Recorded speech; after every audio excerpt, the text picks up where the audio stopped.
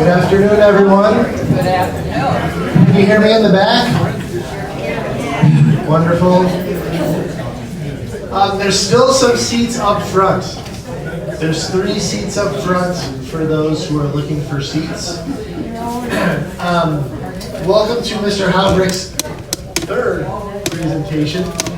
His final presentation on history of the overall East Castle, we'll just say, will be next month, October. Tomorrow's October, actually.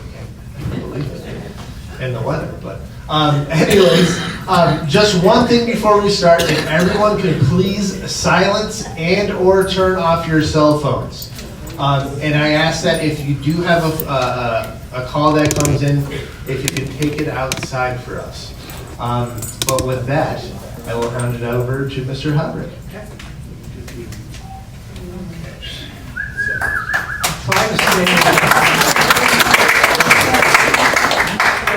Save it to the end. I'm going to try to stay in single position and see how that works rather than wandering around. But today's presentation is going to focus primarily on Lifecare and what that meant to the Milwaukee Protestant home. For almost 100 years, it was the dominant way that the Milwaukee Protestant home was run and operated. It drove the financial system, it drove the social system, and it described how people lived in this particular place. It was Lifecare, and that was from when you came in to the very end. And we want to discuss that in some detail. This lecture and the next one kind of dovetail together, and I'll explain that at the end going forward. But for reviewing purposes, let me check something here. Okay, this is what we found in the first lecture, a Sanford insurance map. These were all around the city of Milwaukee, around the country, so to speak. But this is the Milwaukee Protestant home, 1884, right on the corner, not 84, 93, right on the corner here. This is Bradford Avenue. This is Glen Avenue, previously known as Elm. This is the little triangle across the street, and this is where we are located. As you can tell, we have no neighbors. There's nothing across the street. There are no houses. There's nothing. We are at the edge of the city. We are beyond North Avenue, which was the original borderline of the city of Milwaukee. These are our neighbors to the south. This is the Wisconsin Industrial School for Girls, okay, which preceded us at this location.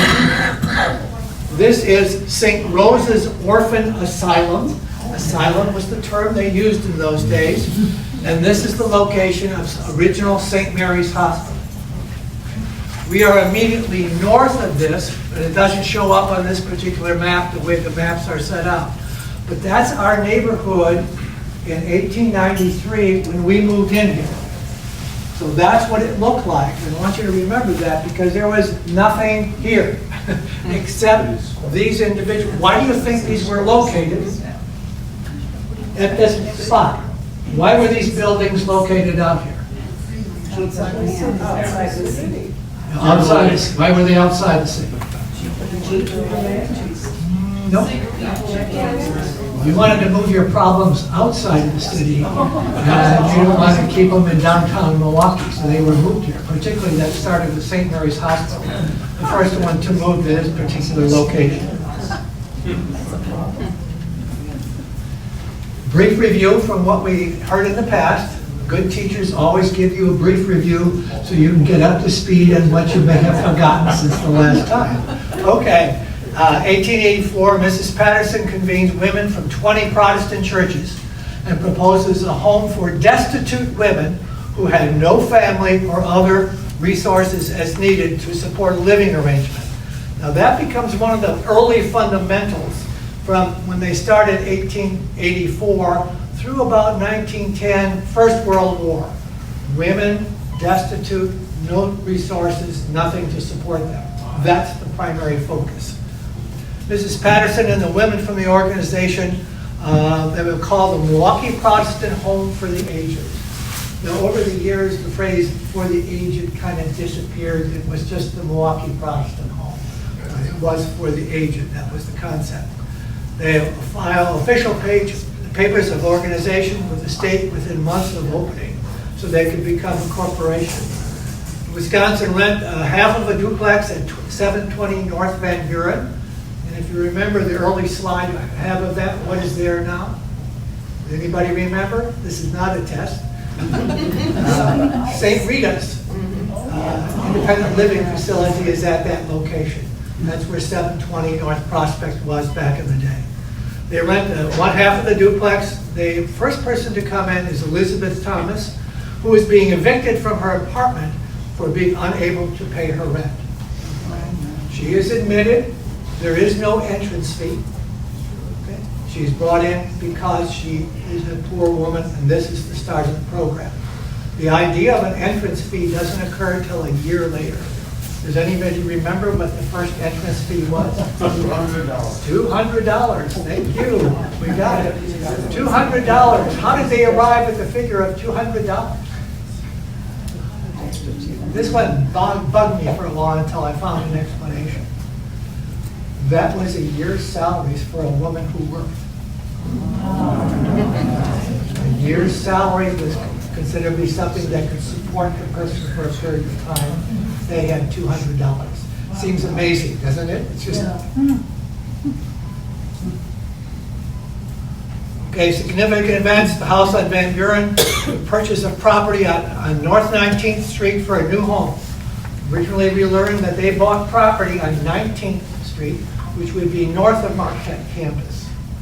If we were there today, we would be an entirely different organization. But that didn't survive, and in turn, the city of Milwaukee was able to give to the Milwaukee Protestant home this current location where we're at. It's 3 acres on the corner of Elm and Bradford. Downer isn't named such until about 1895 or 1896. Once he had passed away, we decided to honor Downer, Judge Jason Downer, for that.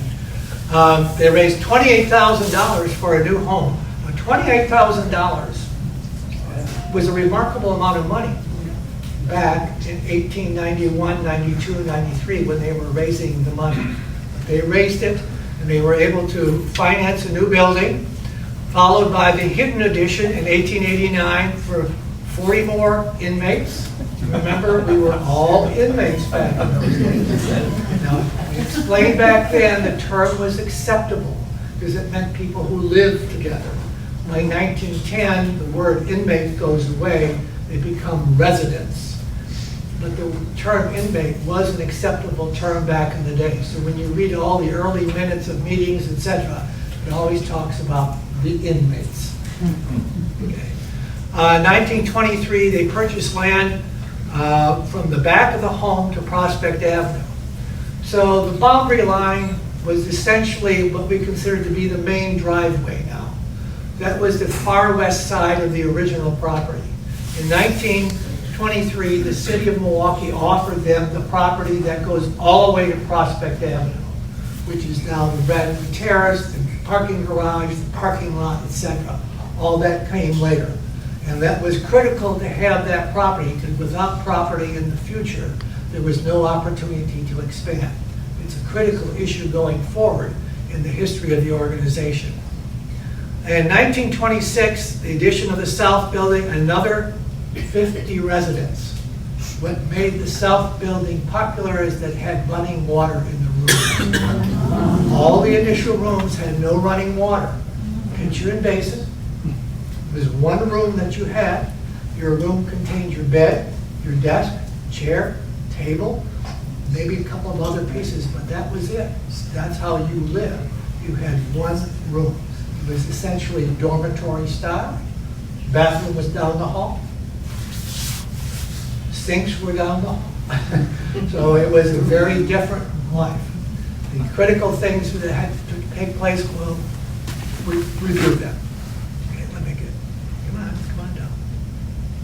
All right, there. Whoop, don't jump ahead of me. Okay, this is the original building. been looking for the blueprints for this, haven't been able to find them. I don't think we'll ever be able to find them. But the dimensions were 80 feet across and 125 feet in depth. That means that it was 125 feet going back, which suggests to me that this part of the building at some time was torn down for additions. Okay? This is the only part of the building that remains today. This part is gone for some reason or other. I have no idea. You'd have to talk to the architects who designed that. And this is buildings 1893 to 1926. This is the configuration of the Milwaukee Property Home, 1926 to 1953. I won't show you the next configuration because that's for the next lecture. Okay? This is what it was for all the years. Okay? The main building and the hidden addition would not get water. Does anybody remember what year they got water? 1941. 1941, water got to the roof. So you might argue it was primitive. By our standards it was, but by those standards it was acceptable for you. It was capable of doing that. So that was the admission criteria that they used back then, and the admission criteria was pretty fixed until the 1950s. And it goes this way. A woman must be a woman 65 or older or close to 65. Okay. Men were admitted by 1892. Occasionally, men were admitted. The ratio over many, many years appears to be about 80% women, 20% men.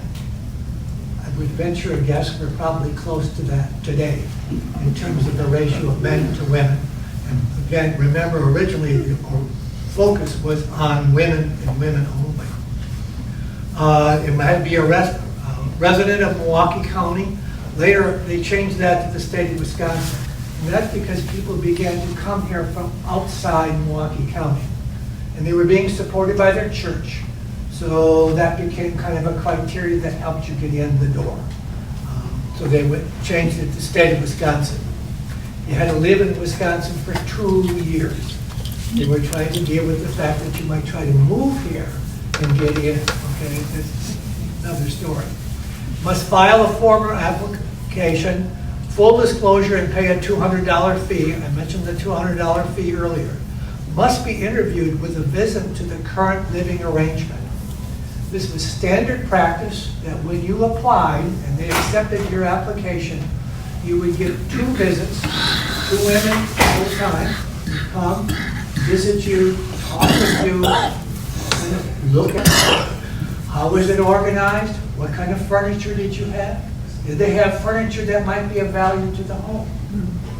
Those were all considerations when they came to visit you. One of the primary criteria was, were you behaviorally acceptable to come to the home? This wasn't open admission. This was selected admission. And this was the process by which they came to your home and visited you. And it was always a touch and go issue. You had to have a doctor's statement and letter of recommendation. Early on, they weren't satisfied with the doctor's statements because the doctors were always saying everything was okay. So for a number of years, they had their own doctors examine you and determine whether you could be admitted or not admitted. Again, it's a selective process coming in. It wasn't an open door. Okay. And you had to pass the famous stair test. The original building had no elevators until 1918. So for that almost 20-year period of time, you had to go up and down the stairs. And if you couldn't walk up and down the stairs when you were admitted, then you were automatically excluded at that point in time. It's just they do functions with elevators, and that all changes. But until there's an elevator, it's a 4-floor building, you got to go up and down the stairs. If a person became ill and had to be moved to the first floor, and you were in the first floor room, you would be moved up to the 4th floor. And they would get you a room down on the 1st floor. You must constant process of turnover based on the health and condition of the individuals that were there. The committee structure. The women of the Milwaukee Protestant Home ran on a solid committee structure for years. They were devoted to it in terms of how it operated. You always had an executive committee which made all the final financial decisions. And when I say final decisions, virtually everything came to them from basically 1884 when they started until about the 1930s, where they began to back off a little bit on controlling every nickel and dime that was spent at the place. And to be on the board, there were 36 women originally. In 1926, they reduced it to 24 women. And you had to pay a yearly fee to be a member of the board, which is remarkably unique in the sense that no one has done that historically that ever served on a board or whatever. Now, when you're asked to serve on certain boards, you're also expected to be a donor at some point in time. That's a common expectation in the modern day. But in this case, you had to pay a yearly fee to be a member of the board of directors of the Milwaukee Protestant Home. All the committees were working committees. You were expected to donate your time at least 2 days a week. You would be devoted to doing the work of the Milwaukee Protestant Home. This was not a once-a-month meeting to review the budget. This was working conditions. You were in the home. You were always in support of the matron who was in charge. And if people had complaints about the matron, they would come to you as one of the visitors who was seeing them. It was kind of an interesting way they did it. And early on, they did the cooking until they were able to hire staff to be able to do it. They did the cleaning. They found furniture. When a person didn't have the furniture, they went out and solicited for that furniture in that period of time before 1900. And they solicited foodstuffs. Not only did they go out and ask for money, but they would ask for a bushel of apples, a sack of flour, whatever it is that they could get from a vendor. And that was the job of the board. Okay? And they did that quite a bit. They operated very much like a charity. We are a charity, we need support, we need money, we need whatever it is to take a go. The early committees were admissions, visiting. The visiting committee were people who would come and visit you on a weekly basis so that you would not be alone, that you would have a visitor. Because frequently these individuals had no visitors. So they had people who actually came and did that as part of the role there. Visiting supplies, collectors. Collectors were the people who went after foodstuffs and then finance in the early years. These committees changed over the years based on experience and finances. One of the committees they had was the coal committee. Coal became a very expensive thing. So they established a committee to try to work a deal. Could they get a price on coal from the vendor, whatever it was, but the coal committee went out and solicited coal. The other committee, which I'll mention later, was the interment committee. They had a committee that took care of all the burials that they had to take place. So it was a working group. Things that we kind of don't think about today, that group of women had to take care of virtually all those things. Lifecare transfer of property. The early years, 1884 to about 1900, this was not an issue because everybody being admitted literally had no assets. So it wasn't of concern. But as time went on, as people applied, they realized that they had assets that might be valuable to the home. So when you filled out your application and once you put down your final signature and said, "I'm coming," there was a statement that said every applicant for admission having money or other property shall be required at before and reception, permanent inmate, to transfer and convey the same to the home. What did that mean? You were expected to furnish your own room, expected to bring furniture. Okay. But a statement starts a process that would continue to be modified in rules for years and years. So let's find out what was involved with that. Just about everything had to be transferred. It went so far as to include your wedding rings, your personal jewelry. That was all considered to be the property of the home. It wasn't your property anymore. You transferred all your assets. If one had lots of money and assets, you could not be admitted. That's just the opposite of what it is today. If you have no assets, you can't be admitted. If you have assets, you can be admitted.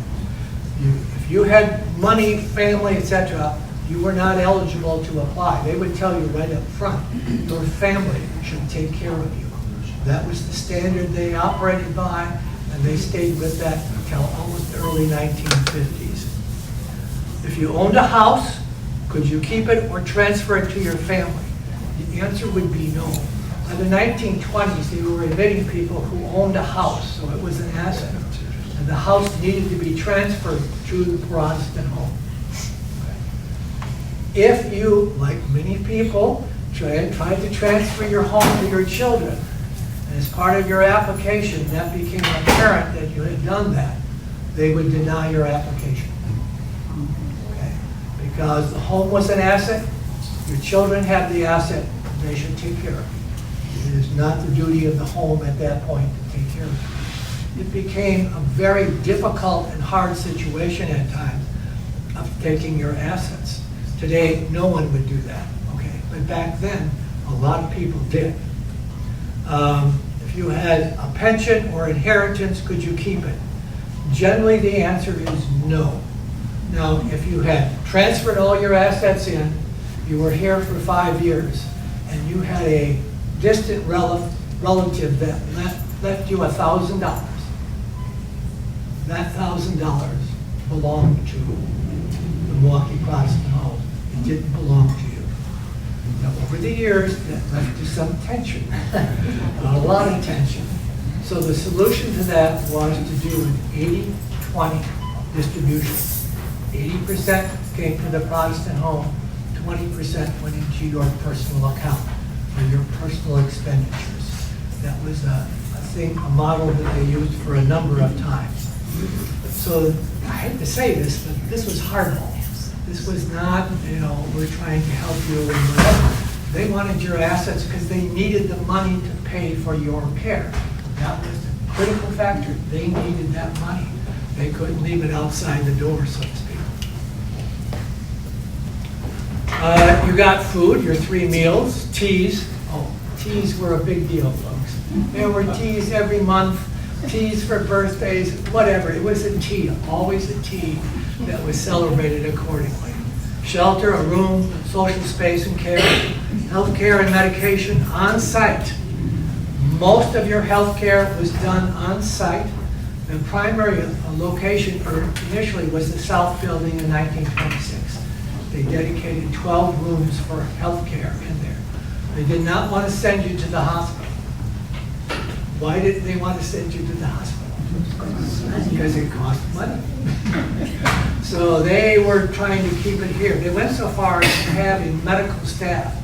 They at one time had a full-time physician on board and a list of consulting physicians, just a large number of them, who would come to the home. You wouldn't go to them as you do today. They would come to you at the Protestant home and do their examination and so forth. Clothes, they actually bought what you wore. If you needed something, you didn't get to pick it out. It'd be hard, wouldn't it? But that would be really hard for a lot of people. They bought it for you. The primary places where they went, and you can check in the ledgers where they went shopping. It was Gimbel's, Boston Store, and Chapman's. Those were the 3 stores that they used to buy clothes for individuals. And from all the pictures that I've seen, particularly in the period of 1900 to about 1930, every woman had an apron, which is a full body apron. It came over the shoulders, tied in the back, was in front. And your day was spent with that apron out there to protect your clothes. That was given that. Personal needs, they supply all your personal items. If you needed toothpaste, they had toothpaste for you. You did not need to go to CVS down the street and buy something. It was provided for you. That didn't happen in all these days. And burial, they provided burial. That included, they would have to go out and buy you a lot, or a plot, depending on the phrase you want to use. They would have to buy you a casket. They would have to arrange for a funeral service for you. Now, if you were associated with a church, then they would have to use the church. They never used a funeral home because there was an additional cost to using the funeral home, so they did everything. It would be done in Lindsay Hall back in the days. They would have a funeral service. The challenge became for someone who was from outside of town. Okay. One of the incidents was a woman from Broadhead, Wisconsin, which is out there just west of Jenningsville. And she had to get, the body had to go from here to Broadhead. The question in the books was, well, who's going to pay for the train costs? And it was just kind of fascinating to look at the discussion. So the agreement was Protestant home would pay from here to Broadhead. But once the casket got to Broadhead railway station, they wouldn't pay anything more. So the family had to come and get it and take it for the final burial at that location. Early on, many of the people who came in had no burial lots. So lots had to be secured for them. The women who ran the place knew how to hit people up for donations. They went to Forest Home Cemetery and got 18 grave spaces donated. And that took care of the first 18. After that, they had to buy grave spaces. The record indicates that 64 people from here are buried at Forest Home. And there's 3 different, what are called Milwaukee Protestant home lots where they are buried. But the burial was a real challenge. As time went on, people were encouraged to buy their lot before they came in, pre-planning, so forth like that. So after a while, it was less and less of an issue for them to deal with it. But in the early years, it was a lot of work. And then social activities and personal visits. So Lifecare was critical. It lasted from the beginning, although in the early days, I don't think they knew what it was.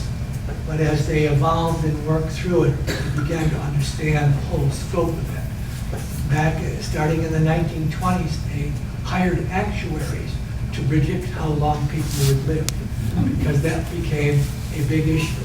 If you came in, how long would you be with us? Because there was a cost associated with all of that going down the line.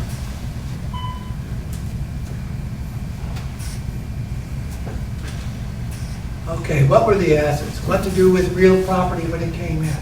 For years, they tried to rent the houses that people donated as part of their assets coming in because it provided monthly income. It was just like a bond, so to speak. They got a monthly income off of it, but what they found out in the long term, maintenance of the houses was difficult. So they sold off all the houses, and it would encourage people who owned a house who wanted to come in to sell the property before they came in.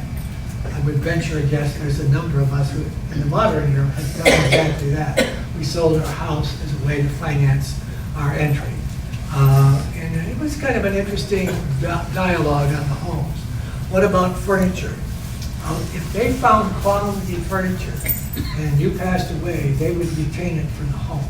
My best guess is some of those pieces that we see scattered around the building, particularly over in historic, were somebody's at some time were laid claim to that by the Protestant home at some point.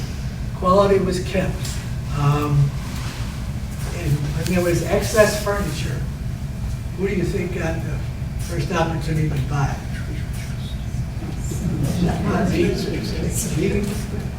Selfish here. It went to the board first, and they got first crack at buying. And then after that, it was the employees, and then after that, it was general resale that they utilized. Pension and Social Security.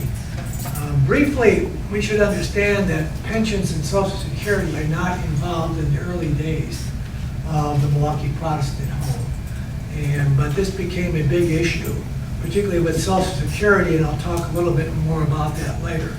But one of the big issues they had with Social Security when it started was the check should come to the Protestant home, not to the individual. And Social Security turned them down. They said that the monies going to the individual, that's between you and them. It is not, we have nothing to do with that. So that was resolved.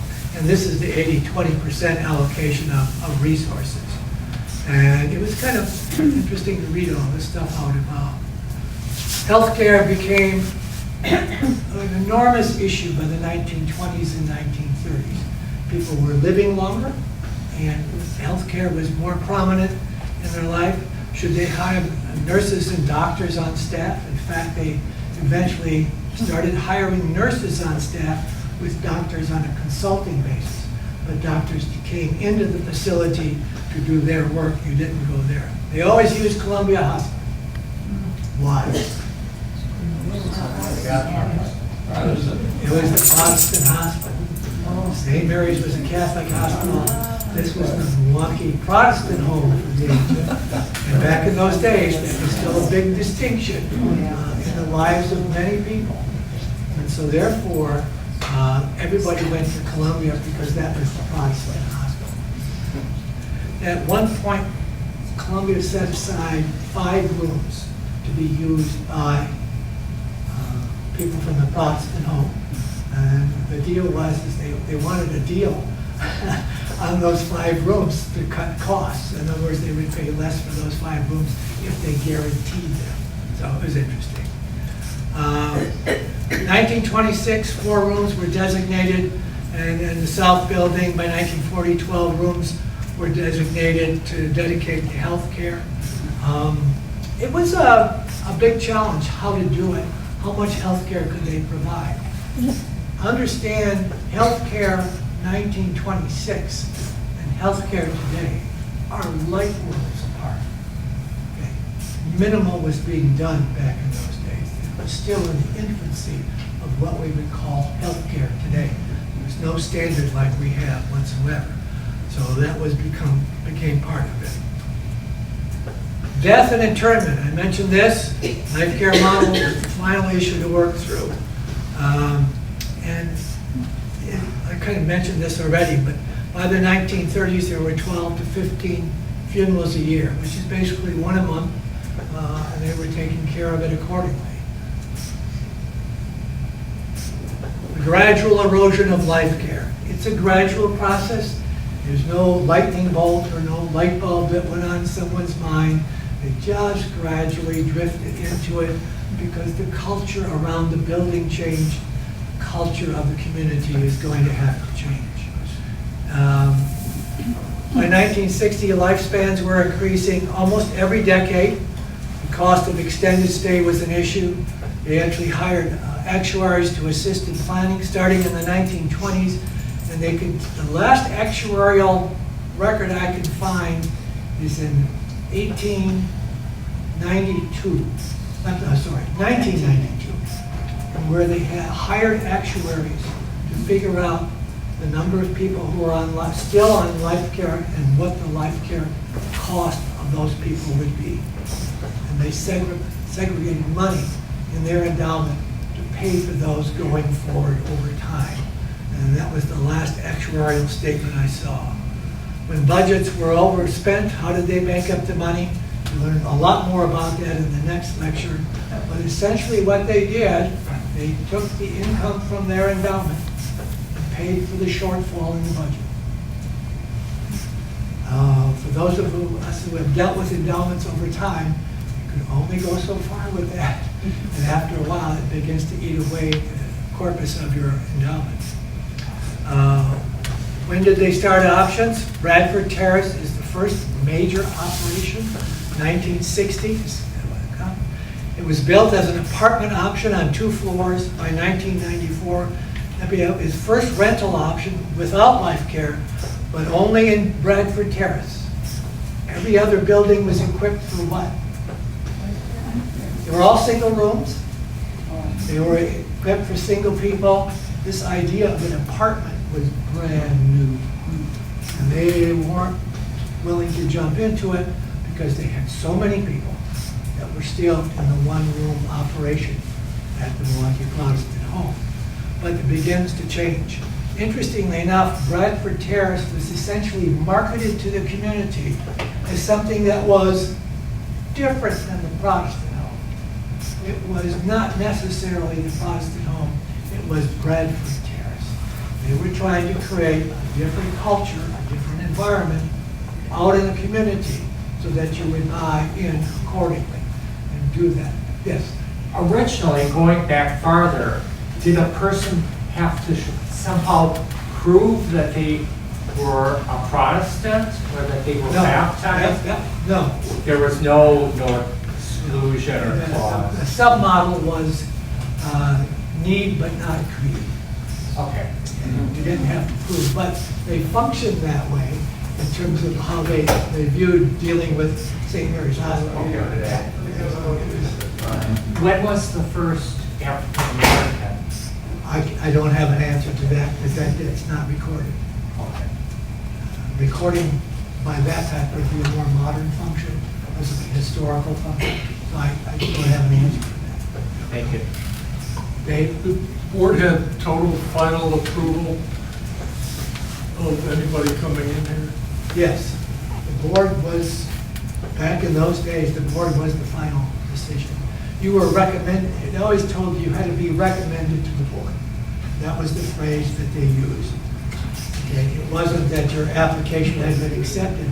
Your application could be accepted, but it had to be approved by the board. And again, going back and looking at it, it was a financial decision. If you admitted someone who really had no assets, could you cover the cost of that individual? That's a risk management kind of thing that you have to deal with. There's no question about it. Bradford Terrace is the first one. After that, they begin to toy with the idea, in the board minutes it shows up, should we rent rooms? Okay? The rental idea is percolating out there. It appears that other places are trying it, so they are considering that as an option. And we'll explore that in more detail next time. But the Water Tower Place with assisted living, they claim to be the first place in Milwaukee County to offer the concept of assisted living, which was an efficiency department. And it operated that way, as opposed to a standard one-room apartment. All the original apartments, except a few in Bradford, were single rooms initially. They were one-bedroom apartments. And they were still occupied by one person. There were couples, but they were still primarily one person coming in. They had a private bedroom, they had a small living area, and they had a small kitchen. Today, we would probably call it a small one-bedroom apartment as that. It was done in that particular fashion. Why make the changes? Next time we'll explore in detail the issue of money. Clearly, money drives a lot of the decision-making, particularly from 1970 on. It becomes a big issue because it's apparent that the Lifecare model is not going to survive, but what would replace it? What would it look like? What would we look like in 25 or 30 years? Fundraising changes from general donations, i.e. we are a charity, so therefore providing donations, to bequests from wills and endowments, so to speak. So they were large donations, but they were always designated. This money is designated for a building. This money is designated for whatever. They were all designations. So it wasn't a general donation where the board had flexibility in how they were going to spend the money. They had to spend it based on the directions of the donor. Do it in that particular fashion. The endowment was growing. The endowment would get quite large. I'll give you a peek into next week's, next month's endowment. The endowment got up to $42 million. It was a considerable amount of money. But we'll find out how $42 million can go away relatively quickly.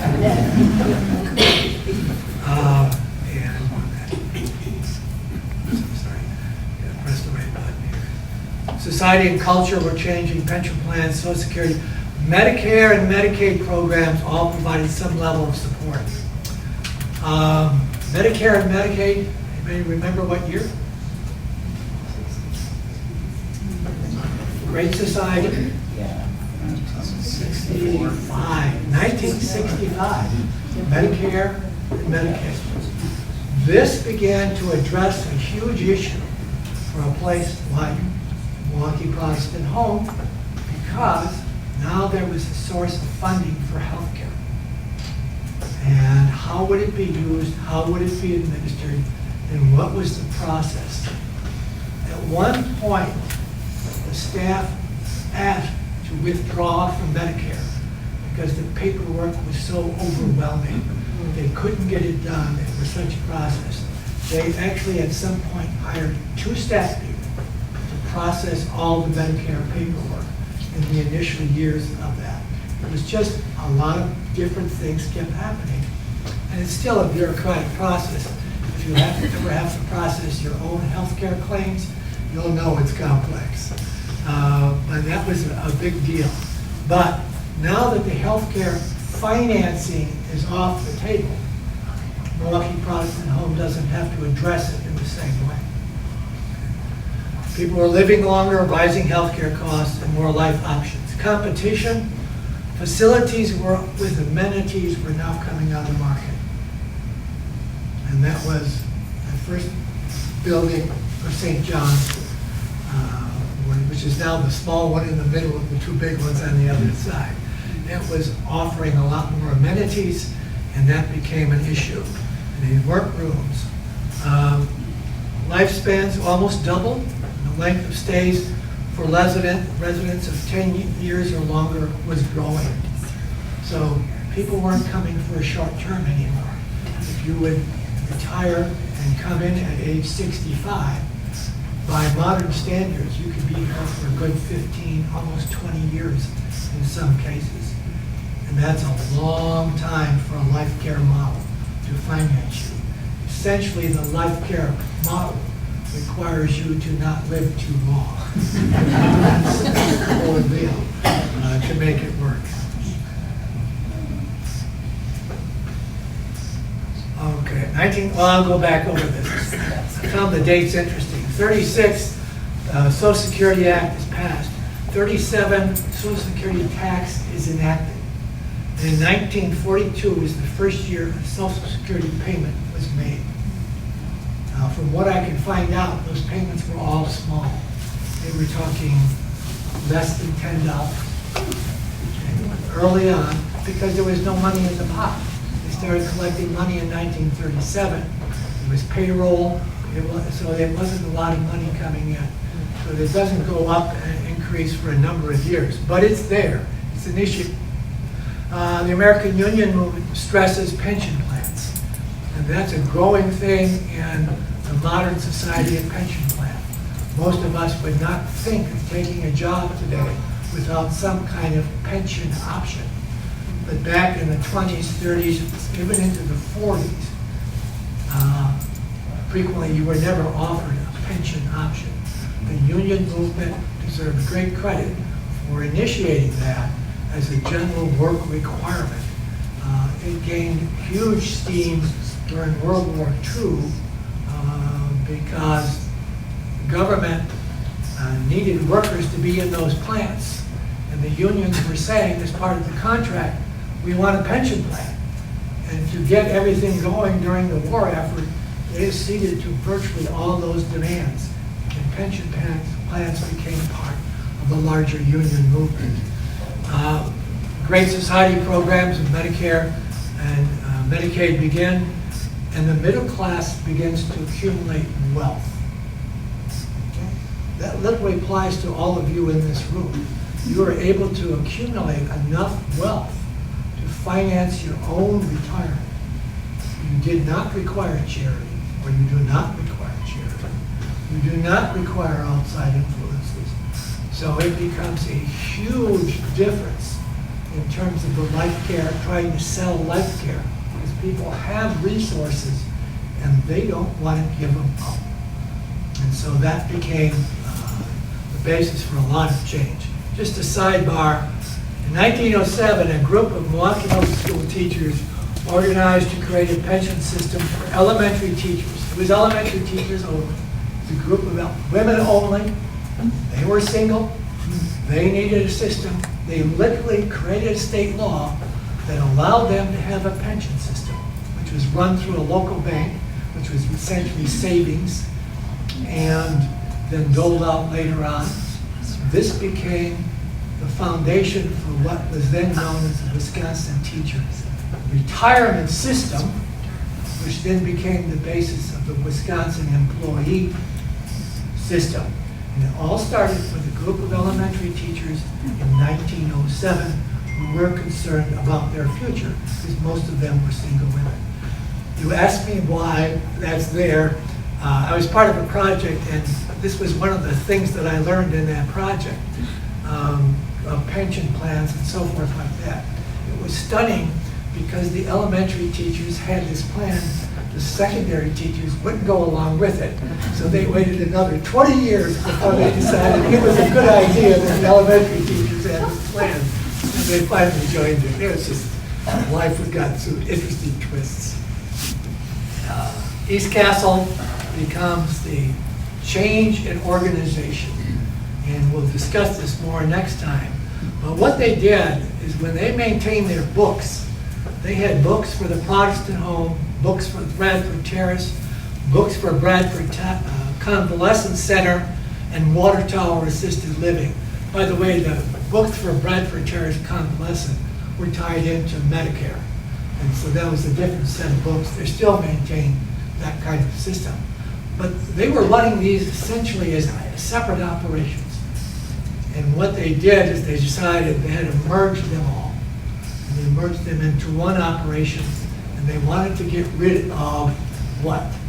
The Milwaukee Protestant Home for the Aged. They wanted to get rid of that title.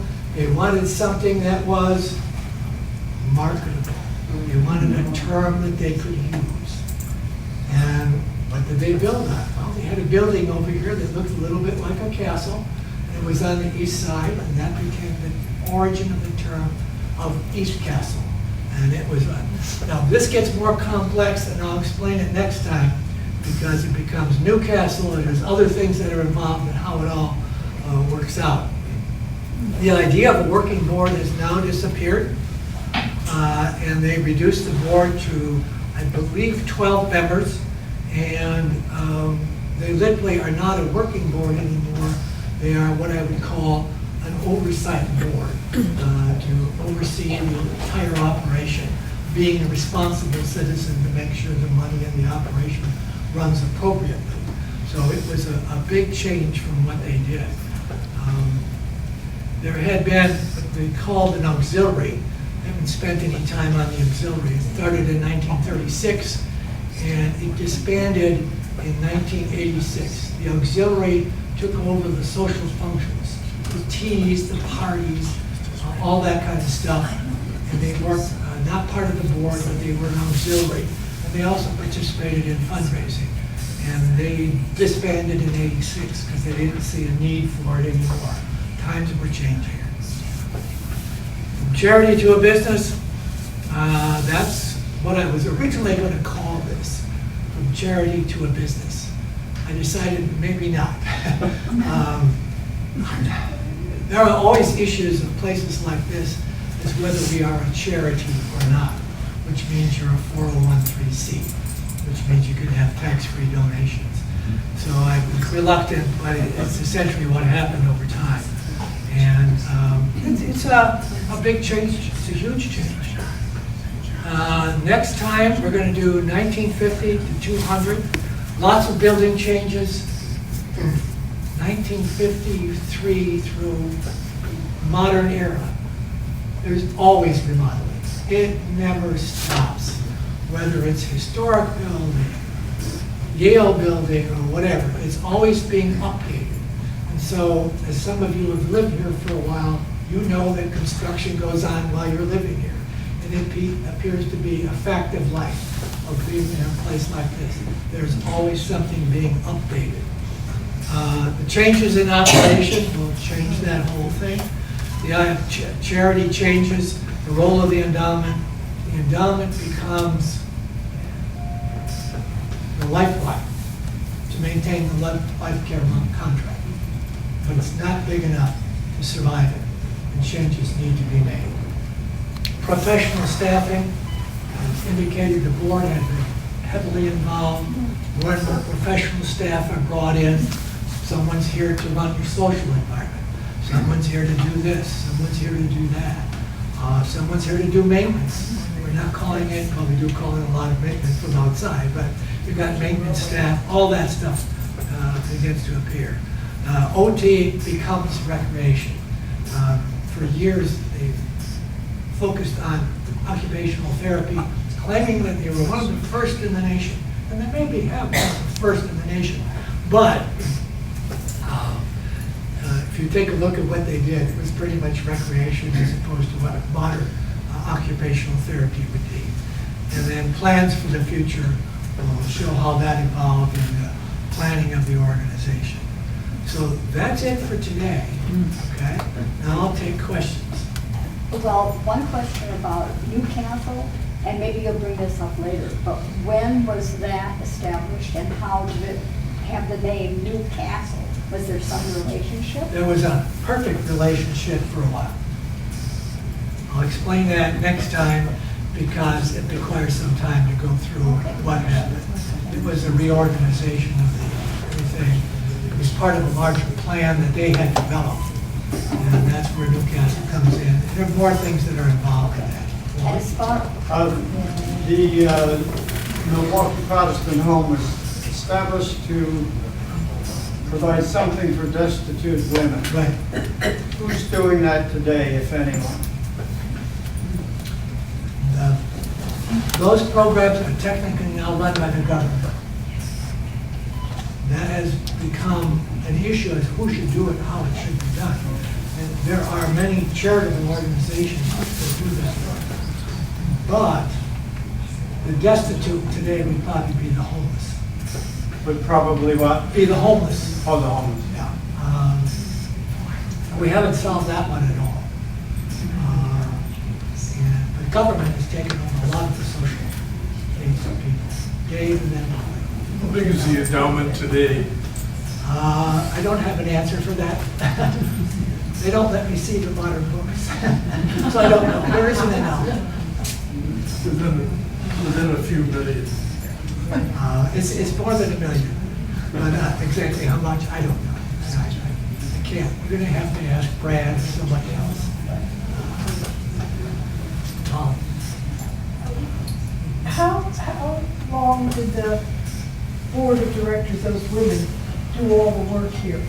How long was it before they got a staff? They don't start staffing up until after World War I. At that point, financially, they're solid. They can hire people. Feedback out of my hearing aid. Thank you. And it's a problem for them. How much staff should you have? You need staff. Unique staff would have been 1926 when they started their OT program. That is when people brought in as professionals. They were head nurses on staff at that point. It's a growing thing. We have a lot of staff around here. I mean, where would we be without the front desk? I don't know. People speak up.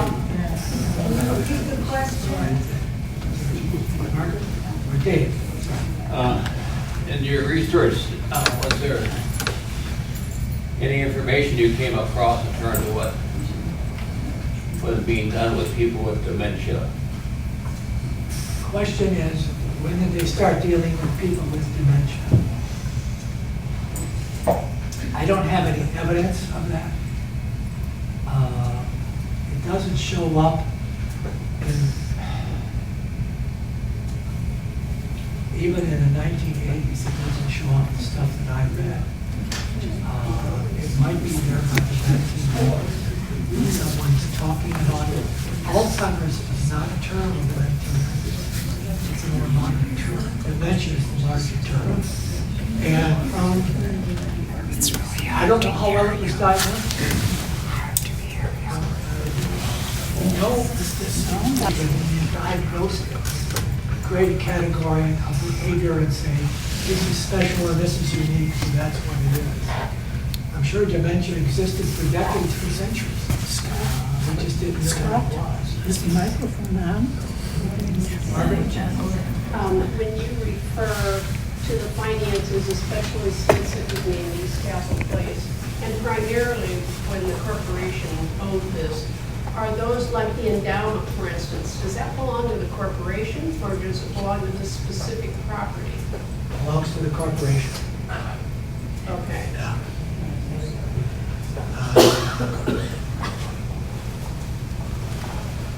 So if you give Mike some money. You could have something special for the specific facility, Yeah. but an endowment would belong to the corporation. The best example was the special fund for Mike Deaver.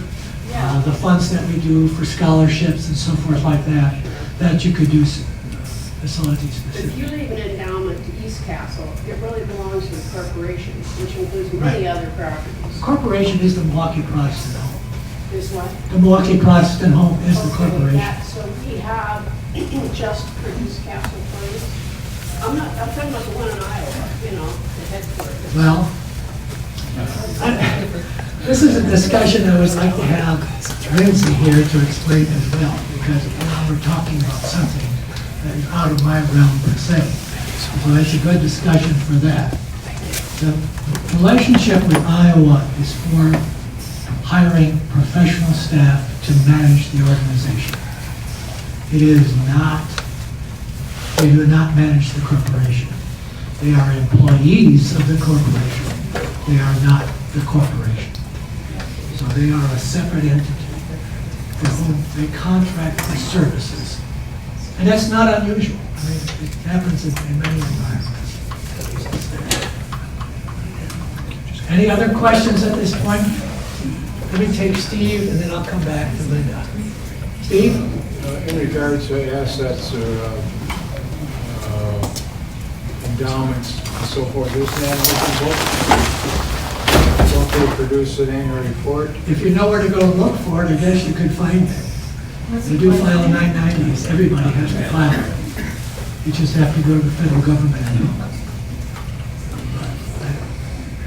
They don't need to open their books to us. Do they produce an annual report? Not anymore. This is one of the great failings over time, is they don't have an annual report anymore. And the annual reports from 1884 through about 1965 are very informative about the life of the organization.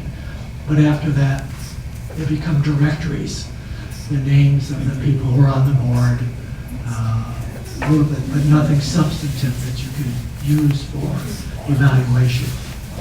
Linda? Oh, well, just as an OT, OT turned into a lot of crafts. There were a lot of crafts that were developed. I'll only say one thing, but they were all either functionally based, so they were to improve somebody's function, or that was to improve their muscle strength and their ability to do different activities. And then it turned into recreation because that's what it appeared people were doing, because there was a lot of craft. So that's enough, yeah. Spoken as an OT. Any other final questions? Okay. Well, we have to get out of here because choir practice.